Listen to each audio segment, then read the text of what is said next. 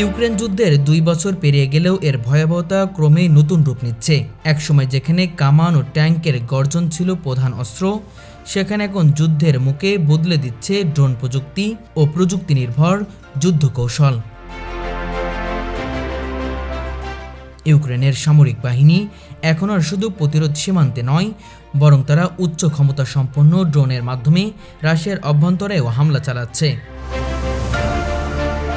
যুদ্ধ বিশেষজ্ঞরা বলছেন, এই যুদ্ধের আকাশে উঠছে এমন ড্রোনগুলি এখন নতুন সৈনিক, যারা কয়েক হাজার ডলারের মূল্যে কয়েক কোটি ডলারের ক্ষয়ক্ষতি ঘটাতে সক্ষম।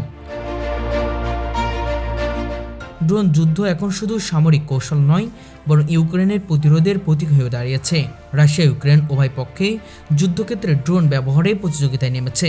ইউক্রেনীয় সেনারা তৈরি করেছে স্বল্প মূল্যের কিন্তু উচ্চ ক্ষমতার কামিকাজে ড্রোন, যা আঘাত আনে রুশ ট্যাঙ্ক, গোলাবারুদ ডিপো ও কাঠামো সেন্টারে।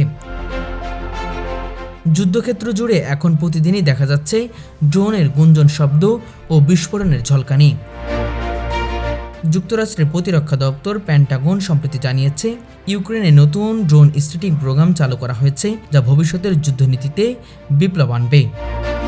অন্যদিকে রাশিয়াও বসে নেই, তারা নিজেদের সামরিক শিল্পে ব্যাপক পরিবর্তন এনেছে এবং ড্রোন প্রতিরোধ ব্যবস্থা কোটি কোটি রুবেল বিনিয়োগ করেছে। বিশেষজ্ঞদের মতে রাশিয়া এখন এমন প্রযুক্তি উদ্ভাবনে কাজ করছে, যা ইউরোপীয় ড্রোনগুলোকে আকাশে ধ্বংস করতে সক্ষম হবে। পাশাপাশি দেশটি স্থানীয় পর্যায়ে হাজার প্রকৌশলীকে যুক্ত করছে নিজেদের সামরিক ড্রোন প্রোগ্রামে। পুতিন সরকারের লক্ষ্য ইউক্রেনের প্রযুক্তিগত অগ্রগতি যেভাবেই হোক থামানো।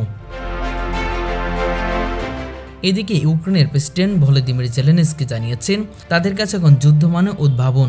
তিনি বলেন, আমরা প্রযুক্তির সাহায্য লড়ছি, প্রতিটি ড্রোন মানে এক একজন সৈনিকের জীবন রক্ষা। তার এই বক্তব্য ইউক্রেনের জনগণের মধ্যে নতুন আশার সঞ্চার করছে। যুদ্ধ বিধ্বস্ত দেশটি এখনও প্রতিদিন নতুন করে নিজেদের প্রযুক্তিগত সক্ষমতা বাড়াচ্ছে। স্থানীয় প্রযুক্তি কোম্পানিগুলো সরকারের সঙ্গে একযোগে কাজ করছে, একদিকে সামরিক সহায়তা, অন্যদিকে অর্থনৈতিক পুনর্গঠন। ইউক্রেন যুদ্ধ এখন আর শুধু বন্দুক ও বোমার লড়াই নয়, বরং এটি প্রযুক্তি, অর্থনৈতিক ও মনোবলের এক সম্মিলিত যুদ্ধ। ড্রোন ও কৃত্রিম বুদ্ধিমত্তার যুগে প্রবেশ করে এই সংঘাত আধুনিক যুদ্ধনীতির এক পরীক্ষাগারে পরিণত হয়েছে। কোটি কোটি ডলার বিনিয়োগ ও নতুন প্রযুক্তি ব্যবহার যুদ্ধের চেহারা যেমন বদলে দিচ্ছে, তেমনই বিশ্বকে দেখাচ্ছে ভবিষ্যতের যুদ্ধ কেমন হতে পারে।